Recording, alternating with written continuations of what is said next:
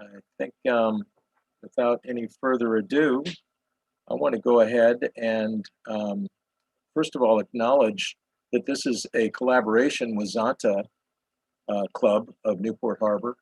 And Sheila Cook Cohen has been terrific in stepping up and looking to co-sponsor these events with United Nations Association Orange County Chapter. We're looking forward to a very full and productive set of coffee talks this coming year. And so this is really our first during sort of in the COVID period, one of our first in the collaboration to work together on a range of important topics. So Sheila, great to have you as a partner, and thank you so much. So at this point, I'm going to turn it over to Isabel Tridel, who is the president of our United Nations Association Orange County Chapter. Isabel. Can you hear me? Can you hear me? Yes, now we can. Good morning, everyone, and thank you so much for joining us. My name is Isabel Tridel, and I am currently the president of the United Nations Association's Orange County. As Dave said, we're really excited about this type of collaboration that we're having with our coffee talk. I'm having like a little of noise, and I think I need to stop here because I'm also with my daughter. So again, welcome you, all of you, and then I need to step for a second for my daughter. Okay, we know what that's like, having kids in the household and dealing with that. We're honored to have speaking to us today, and I know Sheila, I believe you're going to do the introductions here yes. for Sandy, and why don't you go ahead and just give us a little bit on Zonta and a little background, and then go ahead with the introduction and we can begin. Yep, happy to do, and I won't take a long time in doing it. For individuals that are not familiar with Zonta, the word is a little bit strange in that it comes from the Lakota Indian. They were Sioux Indians, and that's the origin of the word. It just means honest and trustworthy, and I think our founders of Zonta decided, okay, we are honest and trustworthy, and actually we are. So just some stats about Zonta. We are a worldwide organization. We have 63 members around the world, all volunteers, although we do have a small paid staff that is based in Chicago. We are 100 years old. I think it was just last year. That's a long time, and we continue to get more members as the years go by. And I think it's great because once you get involved with Zonta, you find a purpose maybe that people are looking for. In California, we have just 22 locations. That's not too bad, but we're a big state. The whole purpose of Zonta, for those who may not know, is that we're looking to support and make change to the negativity that goes on and is impacting women around the world, not just in California. I think you know what those items are. How about abuse, child marriage, ERA? Those are the items that we focus on. We are an active member of the UN, who is the parent for UNA. And we, with UNA, are, as Dave said, we're developing a collaborative effort. And we have 4 of these coffee talks scheduled over the course of the year, along with whatever else might arise. Our joint purpose is to continue not only our own collaborative effort, but to expand it. And right now I'm talking to 2 other Zonta organizations, Dave, and then we'll be bringing in your teams as well. We're very appreciative of everybody's time and effort to just stop on a Saturday morning. Well, for a few people, it's not Saturday morning anymore, but to have a cup of coffee with us.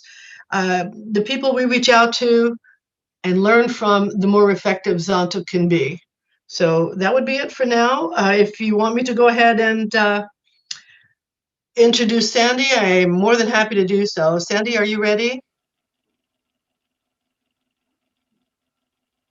I am ready when you are. Okay, excellent. Thank you. All right, so I'll give a very brief background on Sandy, because from what I know of her and have read about her, it could be a very long introduction. Just in terms of her CV, she's a medical practitioner, she's an educator, a university director, and was recently appointed by President Trump to the hope I get this right, Sandy, Public-Private Partnership Advisory Council to End Human Trafficking. Yeah, quite a title. I know. Hopefully you can put that into an acronym of some sort. Um, the first time I heard a word that was of much interest to me was the first time I met with Sandy, and she said, CSEC. We really need to do something about CSEC. Well, I had only been with Zonta maybe a couple of months. Actually, Lisa Kane and I had met her. So it means, just in case she speaks about it, and I hope she will, commercial exploitation of children is CSEC. And we haven't yet in Zonta begun to work into that, Sandy, but we're seeing more and more issues arise now with children, girls and boys. I just finished your podcast on the boys. Very interesting, extremely good. So from there, Sandy, please just take over, and we are all very interested in listening to you. All right. Thank you so much for this opportunity. I'm going to share my screen and make sure everybody can see my PowerPoint now. Can you see it, everybody? Just thumbs up or nod. Yes, Dave, I thank can you. see it. Yeah, we're good. All right. So I have 30 minutes and then 15 minutes for questions. And so I took a 120 slide point because the question I'm supposed to answer today is, how do we combat violence against women? And I reduced that to 55 slides. So if anybody's into math, you know that this is going to go very quickly because 55 slides in 30 minutes is pretty quick. But I do feel, especially because we're international, we all have different language skills and bases. And so the visual with the verbal is usually an advantage. I've lived in several other countries, speak Greek, German, and Spanish, a little Japanese, and so on. And it always helps me. So keeping in mind that international access point, that's kind of why I have slides. I know some people are really moving away from slides, but they help me. With regard to the human trafficking piece, I'm not going to address that today, Sheila. I'm sorry. Although I do want you to know 71% of human trafficking, both sexual exploitation and labor trafficking, 71% are women. And so it's very intertwined with the root causes of violence against women that we're going to address today. And kind of to get ahead of the game instead of at the end, because I want to call to action, I do want to give you some information. Maybe this would be like my elevator speech right now. The Global Center is now 17 years old at Vanguard University, and it oversees a minor. We host an annual conference called Ensure Justice every year, just like everybody else. In March, it's going to be virtual instead of in person, which actually gives broader access to everyone. And this year, our theme is being crushed. And I think you can probably understand where that concept leads to vulnerability and violence, abuse, and exploitation, which is often identified as human trafficking. The podcast that Sheila mentioned, we've been doing the Ending Human Trafficking podcast since 2011, 2 each year, and we have listeners in over 130 countries. We want to educate people on what the issues are. And our mantra is study the issues, be a voice, make a difference. If you don't do your homework, you might actually say the wrong thing and actually cause harm. So we want people to be educated and informed. And I'm really proud of our Women in Justice minor. And I feel like having an interdisciplinary program at a small private university is a real step forward internationally as well as locally. So what I decided that I wanted to do today is to use my work as an example of how we as a community can combat violence against women. I am not here to give you statistics about violence against women. A Google search literally has tens of millions of hits on violence against women. I'm sure every one of you has some experience with presentations or work that you yourself have done on violence against women. I remember years ago interviewing a journalist from Lagos, Nigeria, who told me that the harmful traditional practices were so ingrained in the culture that outside organizations with good intentions, remember, study the issues, be a voice, make a difference. You have to do your homework first. They came in, they built a beautiful brand new OBGYN hospital for the women. And then they thought this would solve the problem of perinatal health. And it did not, because the education at the community level did not include the men. So consequently, the men didn't allow their wives to go to the beautiful hospital. And so yes, because of birth complications and infant neonatal and death didn't change significantly by building a hospital. So those are some of the things I want us to think about. I did my doctoral work by researching building capacity for women in post-conflict Iraq. This is the cover I created for my dissertation. And it was, I went back to academia much later in life. I'm a nurse. I worked in pediatrics.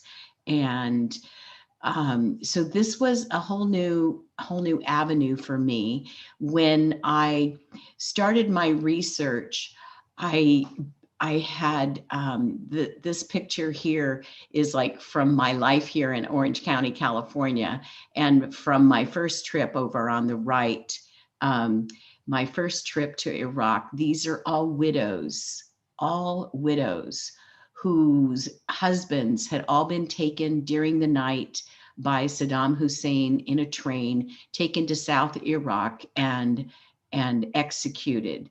And that village, I went to visit it, and I talked to a woman in her 40s who was very intelligent, well educated. And she said, because there were no fathers, because there were no brothers, I never married. I didn't have any way to relate to that. This third picture is from the Congo, and rape as a weapon of war. I didn't have any concept for that. This second picture, people who, women who are in labor trafficking. We so often hear about sex trafficking, but women are also overrepresented in forced labor. One woman in Pakistan whose husband died, but she's still responsible for the generational debt. The owner of the brick kiln came to her and said, well, your children are very young, so all the three that can work, which were from 7 to 13, they will all have to work. The baby was, of course, too young. Or you can pay your debt with one of your kidneys.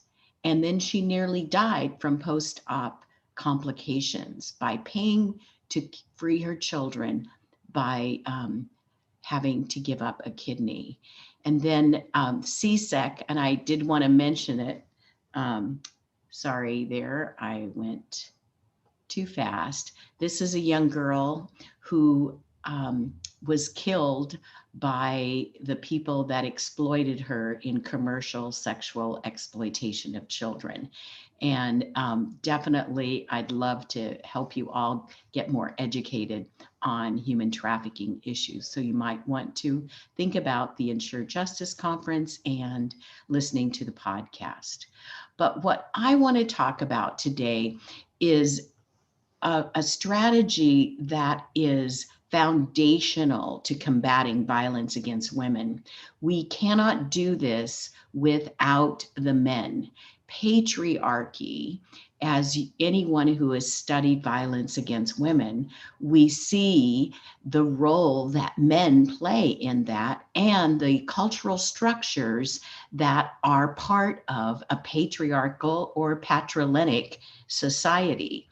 And I'm particularly interested in the role of faith in that approach as well, because sometimes I feel like we're making more progress in some parts of the world than in other. And when I explored this in my work in Iraq, I worked a great deal with the faith community there, Muslim predominantly. I've also worked with a lot of other communities. And one of the quotes from the book I mentioned earlier, Scars Across Humanity, Elaine Storkey, a wonderful Dr. Elaine Storkey, sociologist from the UK, says it's both more subtle and more powerful than in the secular arena because it can be seen as speaking for God.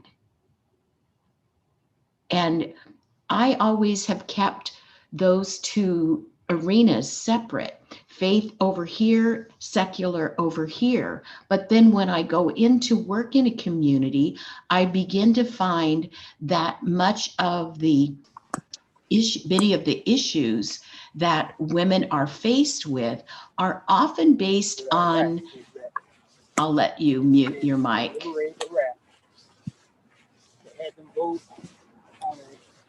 Dave, do you want to mute everybody and then I'll unmute myself?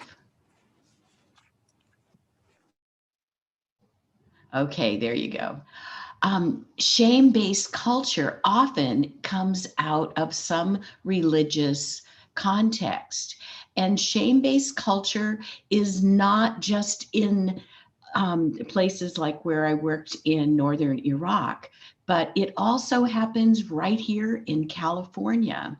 And I pulled some slides from some trauma trainings that I did years ago. And there is a traumagenic dynamic model that Finkelhor and Brown developed. And one of the most significant parts of that, and I'm not going to bring that into this 30-minute presentation, but one of it is what shame looks like.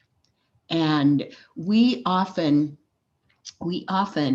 don't understand how to identify that shame that actually becomes an oppression that is stronger on the female in the community. And it often looks like things that we easily pick out. We know that young people who have had child sexual abuse histories often self-medicate, and they have this sense of I'm bad. And so drugs, promiscuity, all of that acting out. And in many of our workshops and things that we do on that, we focus on that. But the other way that shame appears is to prove that I'm not bad. And there's the perfectionist and the workaholic and no sense of being able to have any failure. And when I worked with young people as a pediatric nurse, I began to identify that. And I took that knowledge base with me when I started working in Iraq. And I met woman after woman after woman who was a perfectionist, a workaholic, no failure allowed. And I began to understand that in that shame-based culture, that kind of dishonor impacted the entire family, the father, the uncle, the brothers, and it led to a tradition of honor killings. And legislation had already been passed the first time I went to Iraq in 2009, and I was meeting with some female law enforcement folks who I had been given a report of how that new law had impacted locally. And yet these women wanted to talk to me out in the hallway, not in the conference room. And they wanted me to understand that even though we passed a law, there were still honor killings happening.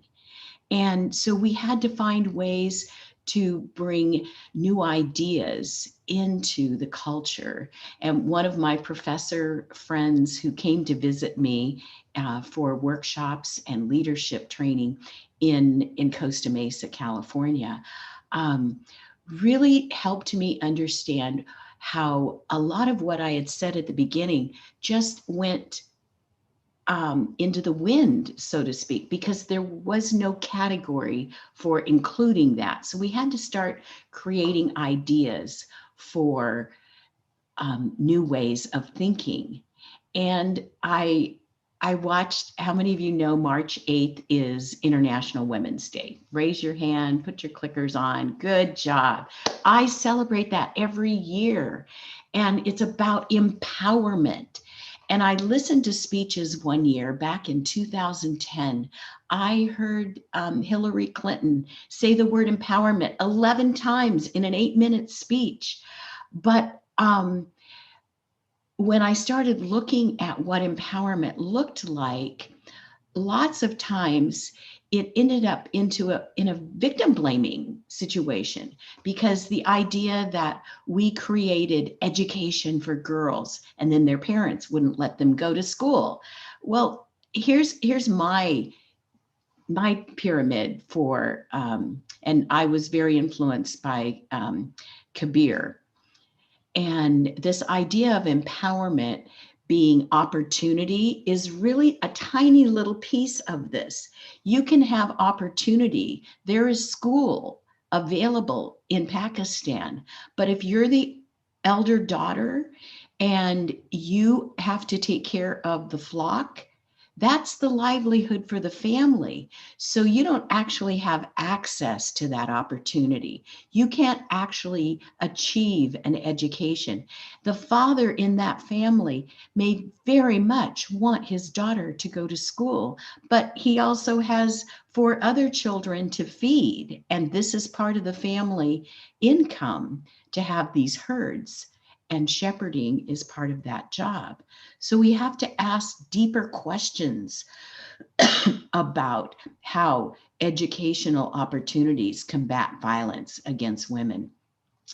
I began in 2009 working with women in higher education, first with the University of Duhok, and eventually with the my apologies, with the Ministry of Higher Education. And this is one of my favorite pictures of international travel pre-COVID. Being in Baghdad with women, 25 women from 18 higher education institutions, 18 universities, and helping women in higher education not only talk about empowerment, not only see the opportunities, but actually having the skills to achieve it, learning how to have access. And when I first started going to Iraq, people talk to me a lot about safety, and I said, well, my kids are raised and I'm a grandma, so it doesn't matter. But we do need courage. We need courage because we have to do the hard work. We can't just do a workshop. We can't build a hospital and say, well, they didn't use it. We have to do the deep work. And sometimes that is a little scary. And we face a lot of roadblocks. Often because of the persistence of patriarchy. Dave, you inspire me because you're here today. And I was afraid this was all going to be women. And it's okay to do things with just women. I do it a lot. But I want men to show up as well, because to combat violence against women, men have to be part of the conversation. We have to figure out how to break down patriarchy, not just in Iraq because of honor killings, but right here in Orange County, California. And I'm going to talk quickly about one of the projects that I've done. We have to think both and, men and women. I have hosted male leaders from other countries. So in this picture, you actually see one of my students here and a young man from South Sudan who did a community solutions internship fellowship at Vanguard Global Center for Women and Justice, helping young men in South Sudan begin to understand how to be a voice for women. And he was, by the time his 4 months was up, we did a debrief exit interview, and English is his second language. But one of the things he told me that impacted me so much, he said, Dr. Sandy, when I go back, I'm going to speak to the chiefs about what I learned from the elderly woman at Vanguard University. And it was the very first time anybody called me elderly, but I loved it because it showed how he was taking knowledge about working with women back to the village leaders. And his message to them was and he did a presentation, he prepared it before he left, but his message was based on this. It is a better return on your investment to educate your daughter than to sell her for 50 cows. I at first thought he was talking about some historical reference, but what was happening right then was daughters were being sold because the family needed the 50 cows, the bride price. We have to change, and they're going to listen to this young man more than they're going to listen to this old lady. I was invited to speak to the Ecumenical Patriarchs Forum on Human Trafficking, and I spoke about widows. Remember those widows? Their daughters had no future. That's where we need to enlist the patriarchs in our religious institutions as well. We brought I'm very pleased to be on this UN coffee talk as well as with Zonta, because here's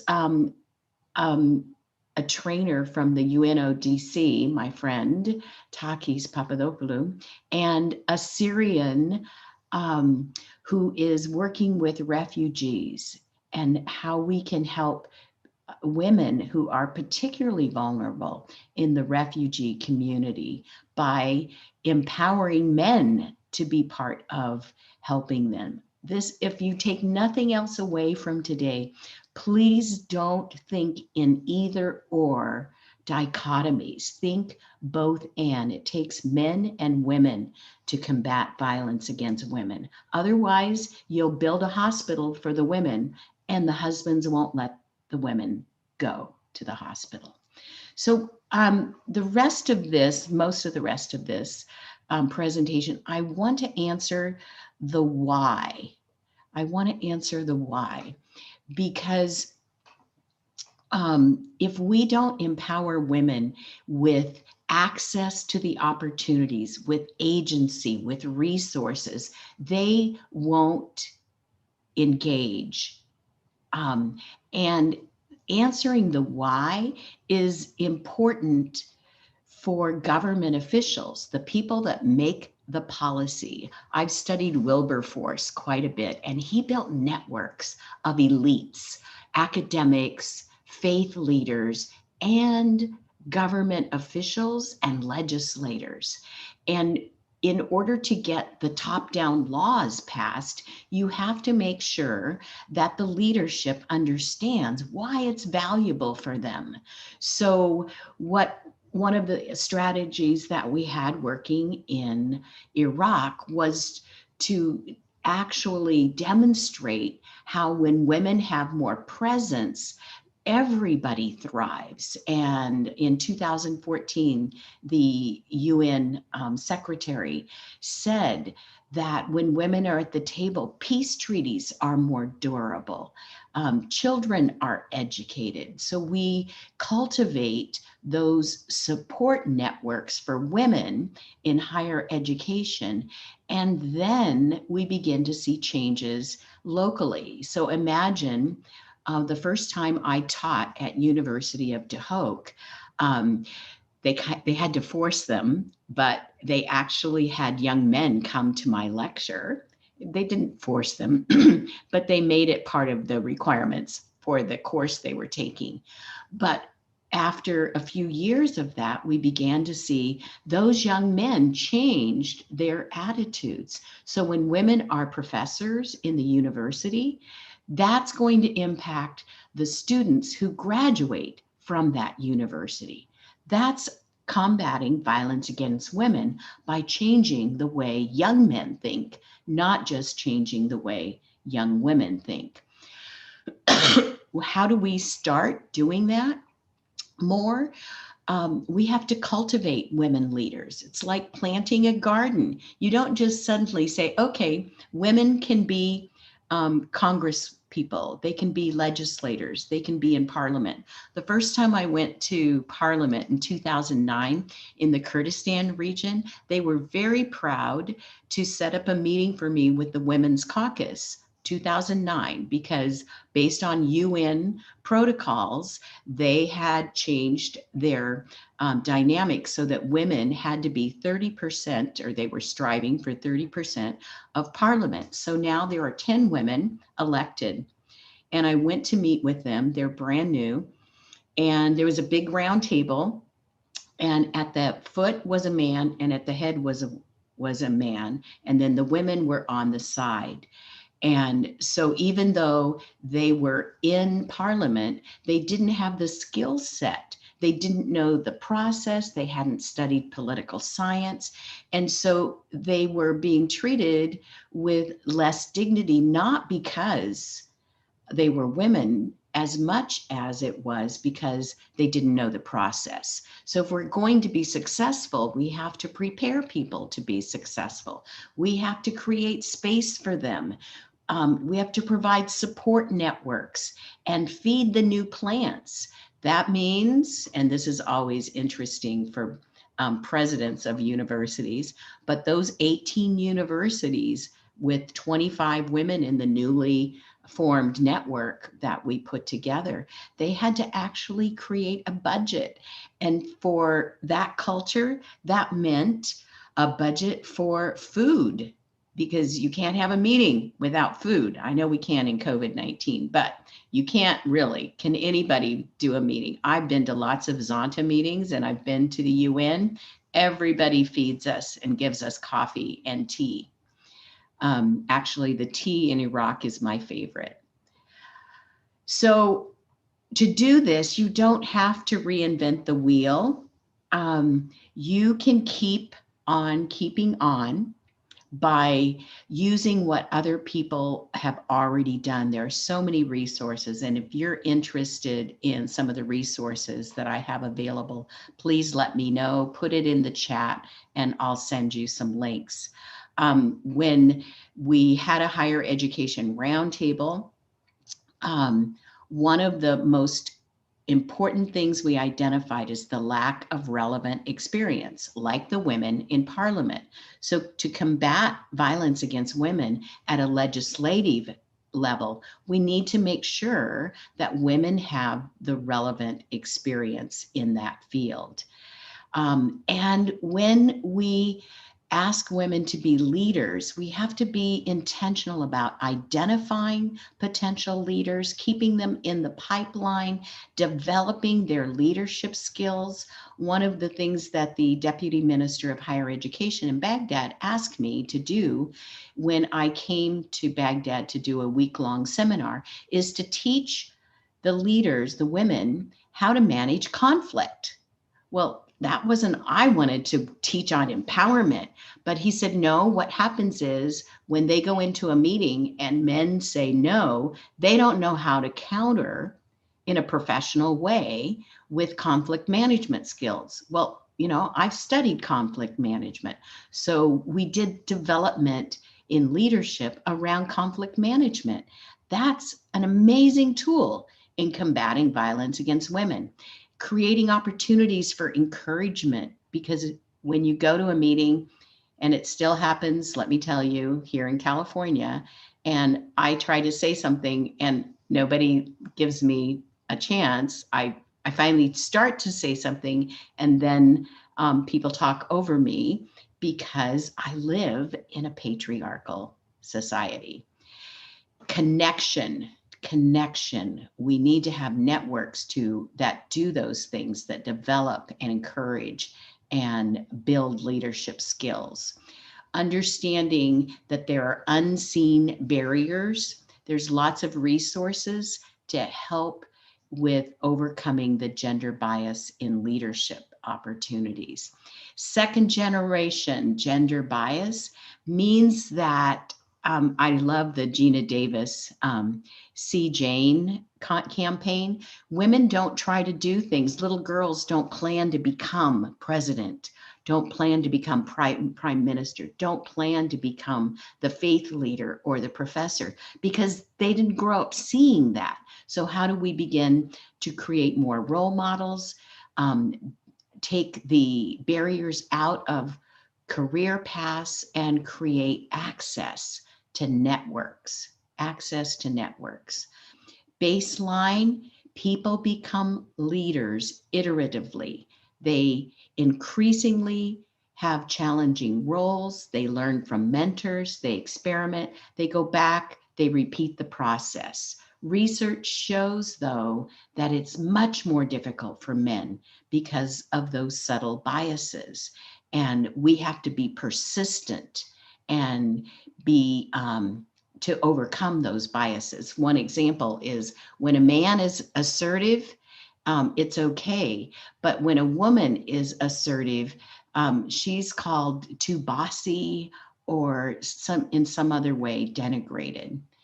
When we look at those biases, we need to name them so that women understand and don't take it personally and let it become a roadblock for them. We want to give women opportunities to practice and affirm and teach them how to resist and inform their own sense of self as a leader. Because what we know about combating violence against women is women need to have a role at the table, in the boardroom, in places where they can be part of decision making. And my 30 minutes is up, but I'm going to whip through a couple of these just so you can get an idea for what that might look like.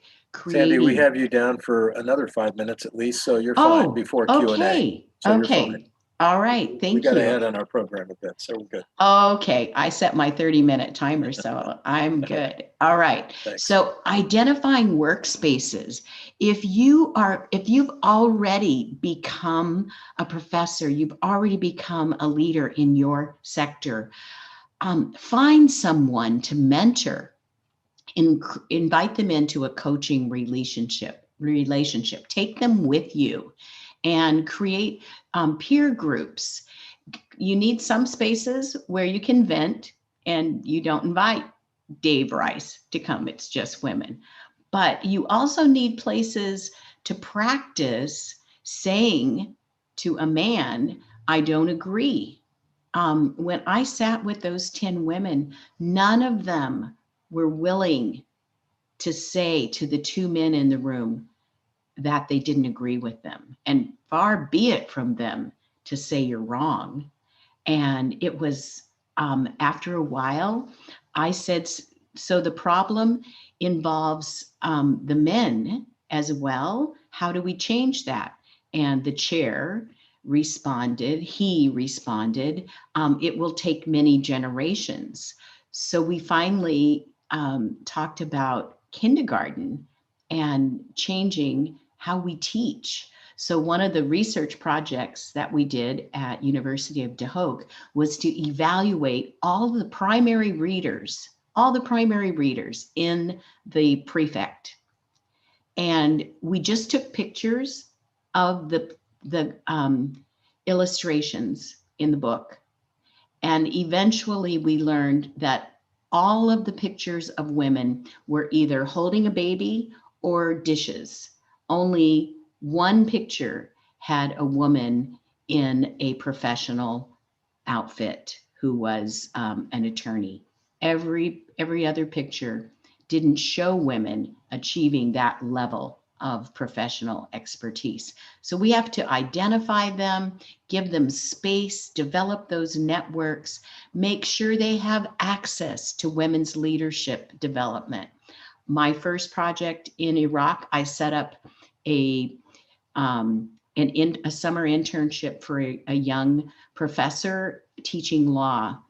It was at Georgetown University in Washington, D.C. She was unable to accept that because the family was afraid of ruining her reputation and her chances for marriage. She didn't have access. So when the next promotion came, she didn't have that in her CV, but the young men who could travel abroad for development did. So you begin to see why access is such a big part of empowerment. Access to the boardroom, to the resources, to policy making. Measuring empowerment. Opportunity is a bottom line piece, but without access, there will be no achievement. To help women in that achievement process, we need to support them. And that means making this national urgency. Tell the leaders the why, what's in it for them. Encourage policymakers to make practices for recruiting and hiring women. And that's in our businesses. Again, we have to convince corporate companies that it's in their best interests to hire women. And we've got research now that shows that women improve productivity. We have to help women advance in mid-level positions as well, and practice models that recognize success. We actually have to recognize them, give them awards, cultivate the flowers that you want to grow.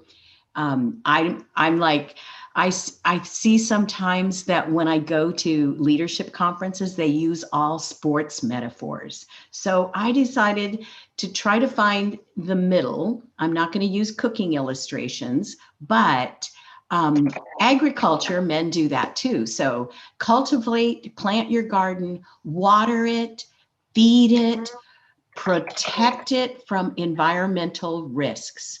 This is the thing that is missing from many women's empowerment programs, how to protect from the environmental risks.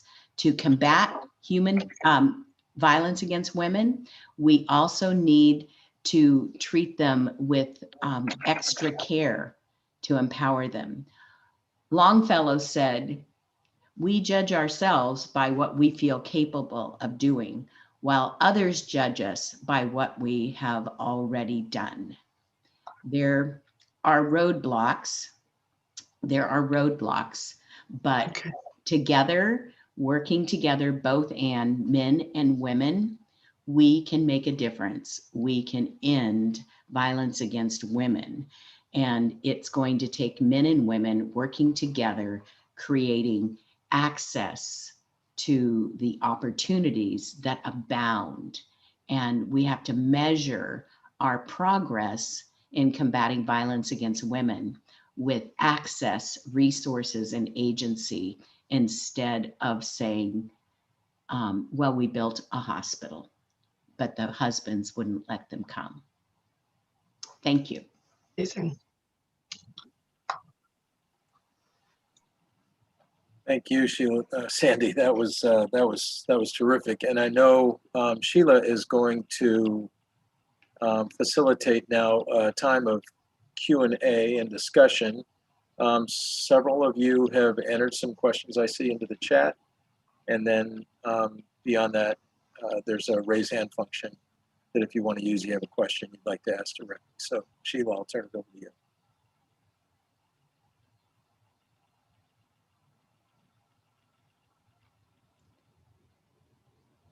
Sheila, I don't see you on here. Oh, there you are. She's there, but you're Okay, still on you have to mute. unmute, Sheila. Yeah, you're still on mute there.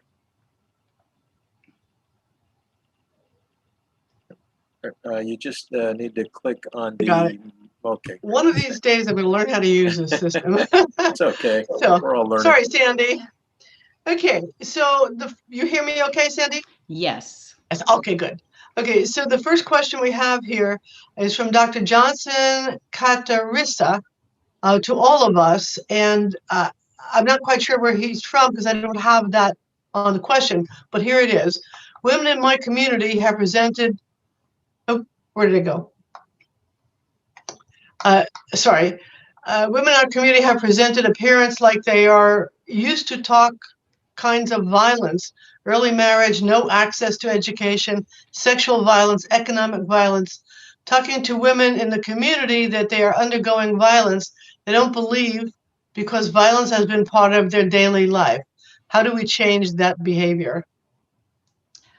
Wow, that is such a great question. I was very surprised when I encountered exactly that mentality in the village outside of Dahok and having a conversation with a group of women. I had an interpreter with me, but their evaluation of what is violence is different than my evaluation. Some things have been normalized. I actually remember, I always look up all of this research I can before I go to a different country. And I was on my way to do training in Zambia, and I looked at their youth health surveys, and I discovered that 57% of girls between the ages of 14 and 18, 57% felt like it was the responsibility of the husband to beat them when they got married. I was like, and so I looked up to see what the boys thought. The boys, only 47% of the boys thought that was a necessary responsibility. But changing culture means we have to introduce them to new models. And I've heard people talk about how Western media has impacted communities with those kinds of strict shame-based models. And one of the things that I learned when I invited my faculty from University of Dahok to California is that they hadn't learned what I thought they were learning from watching our shows and things like that. What they had learned is that we had no morals, and they thought everybody was like the OC housewives. And so they were pleasantly surprised when they began to meet everyday women who were worried about getting home on time to fix dinner for their family. They thought Western women didn't care about their families. So that's kind of a long way around to answer this question. But I think developing authentic relationships cross-culturally, which I think we can do because of technology, to introduce people so they can see something different and begin to understand that. It also has to come from their husbands. Men need to begin to communicate that they value their wives, that they don't want to beat them, that isn't normal anymore. But it's going to take a long time, generations, to change that feeling. I know those of us who have worked in the area of ending FGM are always shocked when it's the aunt and the mother that arrange, and then the father is furious because he didn't want his daughter to undergo that cutting. So it takes, again, both and, but I do think that we can create opportunities for women to share their experiences cross-culturally. I would love to have a conversation like for a whole hour with you, Dr. Katirisa. I'm sure it would be an interesting conversation. So there, another question is Janae, oops, where did she go? Janae Kreitner from Grandma's House of Hope. Do you know her? It Yes. sounded like you might. Okay, good, because we've had a lot of conversation with her at Zonta. Her question is I was wondering if you have an opinion about how long an HT transitional housing program should be. There is such a push to run survivors through a housing program quickly, often 4 to 6 months. What type of aftercare do you suggest and for how long? This is one of the big issues that you mentioned earlier, my work with the public-private partnership, and stable, supportive homes, not just a bed and you have to leave and you can't come back till 7 o'clock at night. That's not a home. We need sustainable, supportive housing that is long-term. And that's a huge gap, and it really contributes to the recidivism that we see, particularly with women who have been commercially sexually exploited, sex trafficking, but also for boys. And that kind of sustainable, supportive housing for boys is hard to come by. There's more. We finally have some in Orange County, but there are no supportive long-term housing programs for human trafficking survivors in Orange County. None. That is a shame to hear that. And, you know, if at some point you want to do a workshop on or a coffee on human trafficking, I'd be happy to bring some survivor friends and help put that together. That would be great, Sandy. Thank you. Okay, we do have another question. It's from Christy Matthews, who's with us in Zonta. She says, what are your thoughts on making change with the hearts and minds versus legislation? For example, the Women on Boards legislation that was passed in California.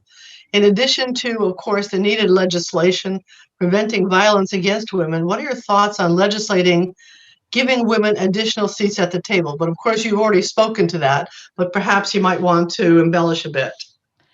Well, here's an experience I had back when I was doing my doctoral studies. I read the book Zapotec Women. I recommend it highly because it's like a natural case study. The men in the village accepted I forget which visa it is, but a work visa. This is back several decades ago, to come to the US to work. So all of the men, because the village was poor, left, almost all, and now the women are in charge. Well, they hadn't been in charge before because the village meetings, leadership meetings, were held during the time when they were the busiest. The kids were home from school, they had to cook dinner, that sort of thing. So when the men left and they had to pick up those responsibilities, they had the meetings at a different time. Oh my goodness. And they started a solutions-based leadership that fit being a mom. They started a business that began to thrive. And when the men came back, there was this tension about, well, now, and this happens a lot to military families here, when he comes back from deployment, then the roles are supposed to switch back to I'm in charge.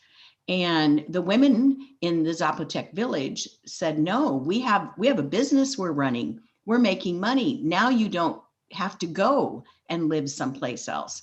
So instead of thinking of this in terms of a zero-sum game, here's the pie, and Dave has traditionally had 75% of the pie.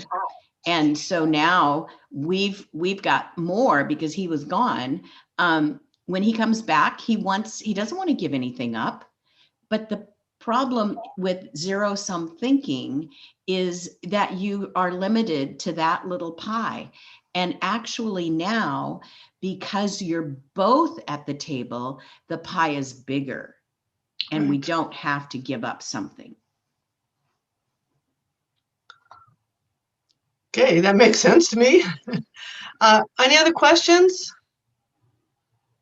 Oh, wait a minute. Here's another Zanshan. Her name is Denise Parrish. I'm not exactly sure what state. Oh, yeah, she's in Wyoming. Okay, good. We've talked Hey, a my little bit. dad was born in Wyoming. Denise is great. She's also on the USA Zanta Caucus with me, as is Betty Hubion. It's a really large not a super large organization, but several women who have so much to offer. And of course, Denise is one of those. So let me ask her question.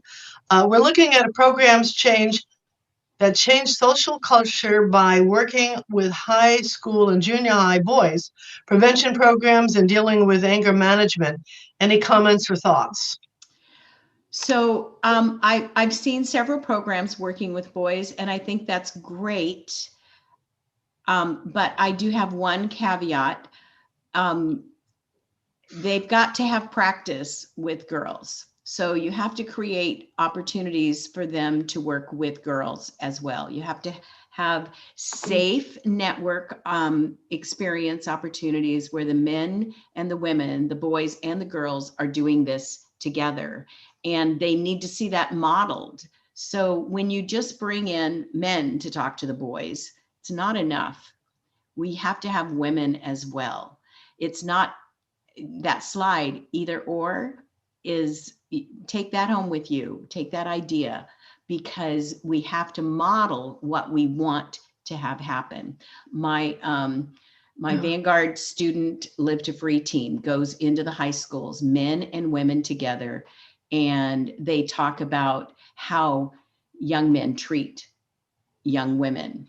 That has to be part of the conversation, but it also has to be part of what we're modeling from a leadership perspective. If you have a team, a man and a woman doing something with high school kids, and he's constantly talking over her and not allowing her the same level of participation, that's more powerful than what's up on the PowerPoint that says treat women with respect, because he just canceled it all out. And it's happened over and over again. And so you can't put the words up on the screen unless you're acting it out in person. Good point. Very good point. Are there any other questions from our group? Well, I'd like to pose a question to you, Sandy. In the last 6 months, Zanta has been focusing on child marriage in the US, and of course it's expanding. Our group has put together just after Christmas, I think it was, at this point I can't remember, but signs on buses, the OCTD buses, saying child marriage is not okay. And it's becoming, from what I can see, a very large problem for us in Orange County. In some of the research that my colleagues and I have done, it seems to be some of it is religious based, but the other part is women or young girls who have been put out to trafficking or have been kidnapped for whatever reason, and parents who, as you described earlier, in other third world countries, need the money. Are you getting involved in that? Is just some thoughts on where you're going next with it? Well, I've seen quite a few people, especially here in Orange County, who have stepped up to that, and I'm delighted to see that.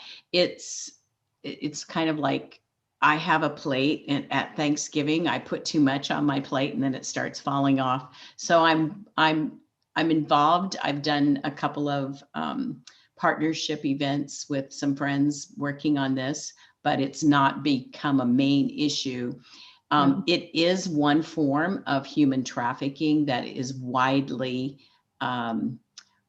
practiced, and there are a lot of contributing factors. I actually interviewed Diana Mao on the podcast. You might go back and listen to that one, because particularly in the part of the world in rural, remote India, where she has worked and has done work with empowerment models that have opportunity and access. Child marriage is often done by a parent, not because they're bad parents. And I want people to understand this. Sometimes our Western way of thinking is very binary. And if parents did something, we immediately attribute it to being bad parenting. But those mothers married their daughters so that they would not become victims of kidnapping and rape. And when the Syrian war started, I was very connected, still working in Dahok, and went to the refugee camps that because Syria is right there on that border. And wealthy Arabs were coming, and mothers whose husbands had been conscripted into the war, they may or may not even be alive. They had no recourse. They were eager to marry their daughters to someone who would provide a secure livelihood for them.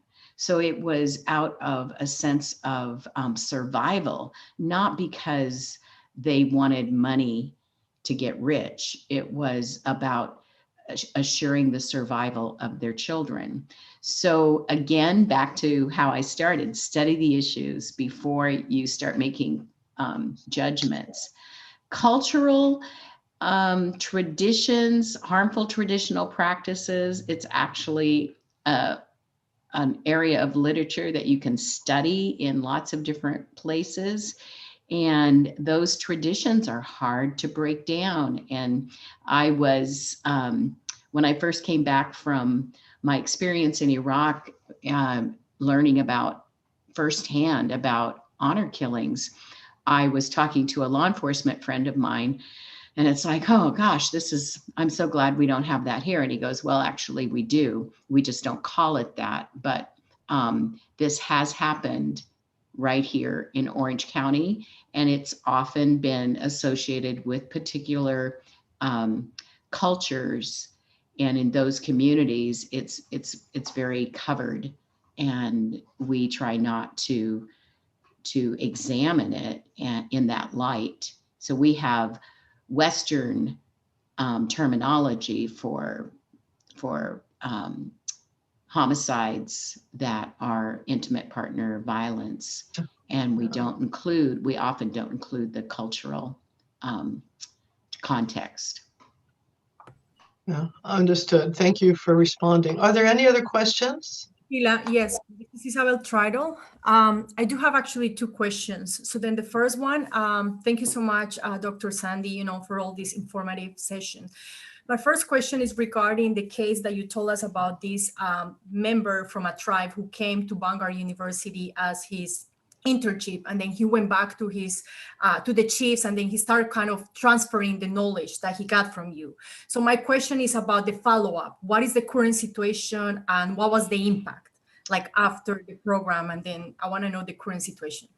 Yes, well, unfortunately, and this is the thing internationally that we are constantly addressing. You probably know that area returned to conflict, and so the safety of the family, they actually fled to a refugee camp. And so on a personal level, I stay in touch with the young man, and he is educating his daughters, not selling them for cows. He's promoting that, but he has no access to the tribal leaders now because of the violence in the country. Thank you. And then the second question, um, this is regarding a topic that I kind of find really interesting about what is happening with different institutions and entities that are working to ensure and promote and reduce and educate people about human trafficking. And the question is about partnership. So something that I'm kind of realizing, not just in this field, but in different fields and arenas, is the lack of partnership. And last year, we actually was actually one of the leaders of the UPR, of the Universal Periodic Review that we had here in Southern California. And then we were evaluating the parts of protection, prosecution, and then when we touched base on the partnership, we kind of noticed the lack of partnership because a lot of institutions are still dealing with the grants, like trying to get the resources, trying to get the money, trying to even get the recognition. But I want to know, what is your perspective about the current situation in Orange County and also globally about how these different institutions are really working as partners to really reduce this, or do we still find like internal agendas that are kind of diminishing that goal? Wow. Yeah, we need to have a conversation offline for sure, Isabel. So I do a lot of study of task force collaboration, and a couple of things that I've identified that are lots of other people have also identified is the binary competition versus collaboration. And there is a sense of competition for resources, and this resource scarcity mentality is understandable, and especially now in COVID-19. But there is also a sense that if we stopped and considered the amount of resources that we have, there is enough for everyone. Unfortunately, in the area of human trafficking, people learn about it, become passionate, and then start an NGO. I have a friend who did a kind of a cursory overview a few years ago about nonprofits. And she said there are so many nonprofits that about 85% of the money that's raised goes to overhead, and about 15% gets to survivors. We have too many organizations. At one point, someone offered me the opportunity to start a nonprofit, and I felt like I want to do this from an academic platform so that I can access equally everybody for education and training and all of that. The other thing about partnership is it isn't something that can necessarily, I mean, it is legislated in a lot of our grant. If you can't get a grant if you're not partnering with other community leaders. But we measure collaboration based on three data sets. One is trust, one is respect, and the other is density. And trust is, you know, I know who you are and I trust you, so I'm going to work with you. I don't know who they are, so I'm going to hide my cards and keep my resources over here and not let you know that I've got this. Trust. Respect. Respect is a value for the other person's work. And I'm pretty good at respecting other people. Like, I have friends, like we talked about the child marriage, they're doing a great job with that. So why would I try to take one piece of that territory? They're doing a good job. I don't need to. On the other hand, prevention in the high schools is nothing is consistent. It's not based on evidence-based practices, and it's often pretty much like the DARE model, which we know didn't work, which is why we still have an opioid crisis. So trust, value and respect, and then density. And this is where UPR could be very helpful. We measure what the connections are. So a task force in a community can have really high trust scores, but they only trust 5 people out of 50. So if you can imagine that on a graph, and now you're turning it into a net, a safety net for vulnerable people. If the density is only 5 strands, everything's going to fall through that safety net. But if you have a density score of 50 or 75%, nothing's going to fall through the cracks. You're not going to have high recidivism rates. You're not going to have unemployment for your survivors, that sort of thing. That was a very long answer, Isabel. Thank you so much. Okay, are there any more questions? Okay. Dave, I think Yes. I'll return it back to you to, let's see, what's on your list? Yeah, we're just going to do some wrap up. We just have Okay, a few good. minutes remaining. Talk a few announcements for the UNA and for Zonta. And Sandy, thank you so much for this outstanding presentation. I know everybody has thoroughly enjoyed it. I'm sure we can all, give you the hand wave and the hand clap. Thank you. And certainly, many good takeaways. For me, the big takeaway was your comment about both and. I think that, hits home. And I think, from my perspective, as a man approaching, women's groups, women's issues, we're always reluctant. So it's nice to have that invitation, if that's ever required. So that, we always feel like we're sort of balancing that. But I totally agree with you. And I think you gave that same advice to Denise from Wyoming with her outstanding program with boys, working with boys, that there needs to be interaction with girls in that. So anyway, we're so fortunate to have, someone like yourself as a local resource right here in Orange County at a terrific institution like Vanguard, really just in our backyard. And I know we've done some good work with you and the university in the past. As Isabel mentioned, we had a big focus on human trafficking last year, and Vanguard participated in that. So we look forward to continuing that. And so what I just wanted to do real quick for those of you that may not be that familiar with the UNA, the UN Association, just give you the quick overview, and the Council of Organizations, talk about a couple things coming up. So the UN Association is not actually a part of the UN directly. It's a organization of citizens to support the mission and goal of the UN. And we're under an organization called the UN Foundation, which is something that was started by Ted Turner, actually revised by Ted Turner. The UN Association has been around ever since the forming of the UN, but it came in under the UN Foundation with Ted Turner back a ways, and has continued to thrive with another organization called Better World Foundation. One of the main goals of the UN Association, our mantra is to think globally and act locally. So we want to educate our citizens and folks in our communities both on the mission and goals of the UN and what's going on globally, but also apply the concepts locally to our own communities.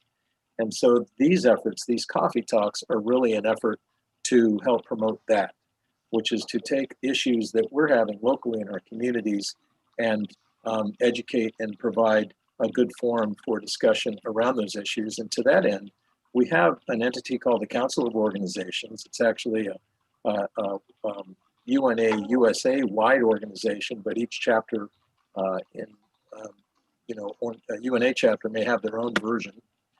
And so in Orange County here, we have a Council of Organizations with about 30 to 40 other nonprofit organizations that are all members. It's a free membership. And Zonta is certainly one of our major ones. Janae was on with Grandma's House of Hope, another outstanding organization. We've got a number of them. And our goal really is to get together, as we were discussing, as Isabel brought up, partnerships. It's to help create partnerships with organizations that are interested in all the major issues, whether it's human rights, whether it's health and women's issues, whether it's energy and climate, regardless of what the issue is, to try and work together and be more effective in helping solve the problems in our communities. So that's really the purpose. And in that vein, we then have these coffee talks that we're planning on having, as Sheila mentioned. She and Zonta will be co-sponsoring these with us now throughout 2021. If we're not in the COVID time, we'll be doing these live. And, she's been gracious enough to offer their location. They have a terrific location facility there in Costa Mesa. And so when we're able to get back together live, we'll be doing that. But in the meantime, it's great, as we mentioned, to be able on Zoom to have so many folks participating also from not just our own community, but from frankly around the world. So we'll continue to do that as we move forward. And the place to go to find out the calendar for events is on our website at una-oc.org. I will put that into the chat when I'm done, but you can just go there and see the calendar of events for the Council of Organizations, as well as for other events that UNA Orange County is sponsoring. And one event in particular I want to make sure and highlight is a celebration coming up of Human Rights Day. December 10th is International Human Rights Day, and it is the anniversary of the signing of the Universal Declaration of Human Rights, which is the core central instrument worldwide to help move things forward in terms of progressing around human rights violations. And so December 10th is the anniversary of that. It was signed in 1948, and we're having a big online Zoom event celebration with some terrific speakers, some entertainment, so that's Thursday night. It'll be 6 to 7:30, and I'll put the registration link also in chat for any of you that would be interested in participating in that. That's also the information is on our website there, and this is a collaboration event, and it should really be a lot of fun. So Sheila. Okay, just a few statements. December 10th, of course, is also the end of the 16 days of activism that we in Zonta have, and also is a UN project or campaign that was started many years ago. So yes, we are doing quite a bit right now to put information onto our websites, and many of our organizations, our clubs, are sending them out to other organizations, just information about this is what we're doing. So that's good. It all ties together, doesn't it? I do recall that there's a date been set for the COO meeting. I may be talking to Joy, but I don't have any notes on it. So I'll leave it with that. Just back to you again, Sandy, is I've read or listened to almost every one of your podcasts, and the one that really, I guess, got my attention last night when I was reading it was about the boys in Thailand and the issues that are going on. I spent a lot of time in Asia working, and in Thailand in particular, and the visibility is there. There's no hiding it. It's there. Okay. And I recognize how difficult it is to overcome something like that. And of course, I was working in a for-profit global corporation, so there was nothing I could do. But I'm going to be following that with your podcast, Sandy. The last statement for me is you had mentioned in the podcast how to succeed. Study the issues, be a voice, and make a difference. And I put that down in bold because I'm going to put that on almost all of my emails, certainly within Zonta. It was great. A great response to, okay, so now what do I do? That's what you do. There were a couple more statements, not questions. This one is from Dr. Keteris again, and he says, it's very instructive. Thank you very much. We must change the approach of helping women in our community in the DCR. Yeah, we wish you much success, Doctor. And then Sandy has put a message on also that says the podcast mentioned are at their website. If you can go to the chat room, you'll see it, but it's basically endinghumantrafficking.org. And then Dave has also put some more information regarding the UNAOC organization. So with that, I think we are finished. Sandy, thank you so very, very much. It is good to see you and listen to you. Thank And you. you're welcome. And with that, I think we can close up. Yeah, Dave? Yes, yes, and I'm going to, at this point, I will go ahead and stop the recording. Jaden, I see that you have your hand up, and go ahead and ask that question, and then I'm going to stick around for a few minutes, 10 minutes, for anybody that wants to still have any questions or discussion, if you'd like. Sheila, I don't know if you're able to do that as well, but Yes, I will. Yeah. okay, great. So feel free to do that, folks, and then Jaden. You had your hand up. Sorry we missed you. No, it's fine. Can you guys hear me? Because my speaker's kind of bad. Can you hear? It's loud. Oh, yeah. Yes, it's pretty loud. You might Sorry. want to shut down. Sorry. Okay. But hi everyone. My name is Jaden, and I've been a Girl Scout since I was in kindergarten. And I'm working on my Gold Award, which is like the Boy Scout Eagle Award, if you guys know what that means. And I'm working with the OC Human Trafficking Task Force, and they're part of my team. And what inspired me to work on human trafficking, because I'm trying to early prevent human trafficking, because like Dr. Sandy said, it's like the high schools, it's kind of too late. Like I'm trying to prevent it with middle schools because that's like how you early prevent. And I made a whole movie on all of the signs that you should be like aware of, because I thought like human trafficking was like the movie Taken, where you just get kidnapped. Like that's what I thought it was, and I thought it would never happen.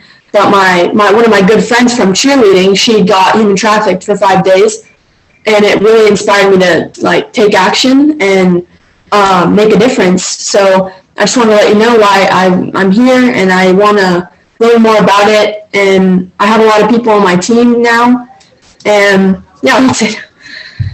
Oh, that's fantastic. Yeah, thank you so much for. If you want to share with us your information, maybe in the chat, so maybe we can contact you later, and then people can get in touch with you if you want to be more active. Yes, I would love that. Thank you. I'm going to put my... And Jaden, I can connect you with our Live to Free student mobilization team. It's about peer-to-peer youth-led empowerment, and I'd love to see your video. Yes, I would love that. Thank you. That's perfect. Great. Thank you so much for sharing. How about anybody else? Does anybody else have any thoughts or comments that we weren't able to get to? Yeah, it's Dr. Johnson here. Oh yes, hi. Oh, hello. Nice to see you. Yes. How are you? There were two males on this call. Yes. Excellent. Yes. I'm originally from the Democratic Republic of Congo, running a program of reducing maternal death in the DRC. I'm now communicating from Cape Town at the University of Cape Town, where I had to come because the maternal death in my community is very high. A woman falling pregnant, she expects herself to die or to come back alive, because the health system is very, very poor. And the conflict, you remember the war from the last 30 years, people are fighting for political crisis and so on. So women are the first victims of these conditions. Now, I'm now an obstetrician, busy with my master's in public health, trying to work on a program of reducing maternal death in the DRC. Now, the impact of the teaching we've got now through this presentation, we have to change something on ground, because for the last 40 years in the DRC, people are used to live in very poor conditions. You get married at the age of 12 years old as a girl because the community cannot handle you. You have no food to eat. You can't resist this sexual violence because of different group armies which are coming into the community. They rape, they kill, they slaughter. It is very, very difficult for our community. So when we come with the point of gender-based violence, as I was saying in my question, people are used to this kind of life. A woman going to school is like abnormal. You are born, you are 12 years old, early you must get married because you have no space in the family.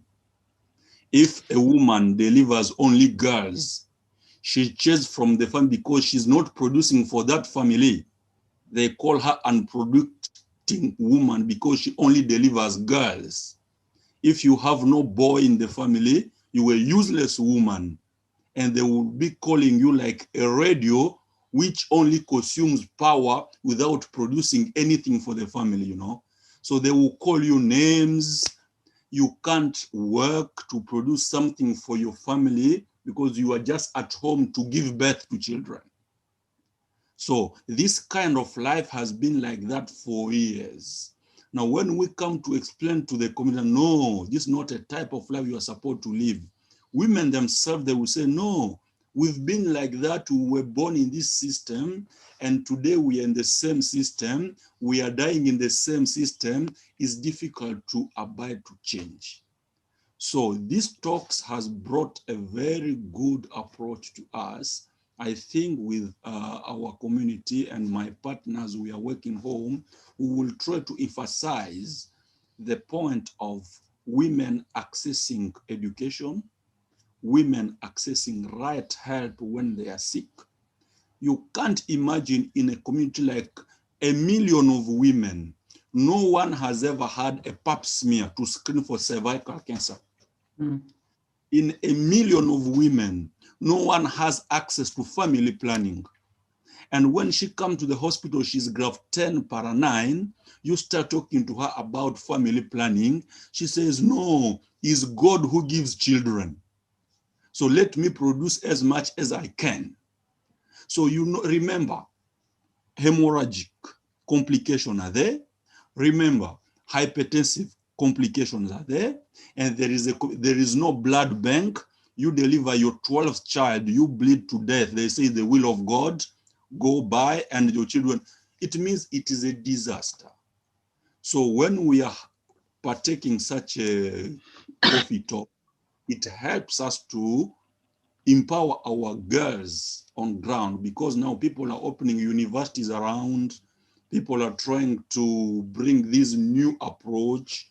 And like in our organizations, the team leader of women is a lady just finished her qualification in teaching and training. She's a very committed woman who is bringing this new approach to other ladies around. And I know we will overcome the challenge. Thank you very much for your help and your talk. I know it will be very helpful for us. Thank you very much. Thank you. Thank you very much. I have some friends who live in Goma, and they're part of a faith-based approach to community service there. They have a school for boys and girls, but my friend Camille in Toto was very frustrated that they keep taking women in who have been raped, but the rapes continue. And so he started a discipleship training group called Sons of Congo to prepare men to be strong leaders and protectors for women instead of just trying to protect the women. You've got to change the way men think about women. And if you'd be interested in connecting with Camille, I'm happy to introduce you. Thank you very much. We are coming, as Goma is 300 kilometers from us. We are in Butembo and Beni. The place they are slaughtering people, as we are now based in Butembo and Beni. Okay. So Goma is our, like the main city of the province in Northern Kivu. I will be very happy to connect with Mr. Camille. Okay. Yes. Thank you so Excellent. much for sharing that story. That's, Yeah. that's you know, why we're here, right? Yeah, and it's unbelievable. It's one of those stories that just create tears. Yeah, The more I exactly. listened to the doctor, the more I thought, oh no, don't start. Yeah. Yeah. Okay. Anyone else have any sort of last minute thoughts or words here before we get on our busy Saturdays? I just want to thank you for the invitation, Sheila, Dave, everybody. And I hope to have the opportunity to connect with more of you. Absolutely. We look forward Thank to that. you.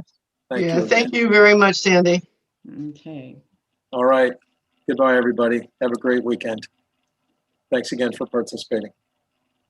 And the recording will be available. We'll have it on our website. There will be a link if anybody wants it and wants to be able to share it.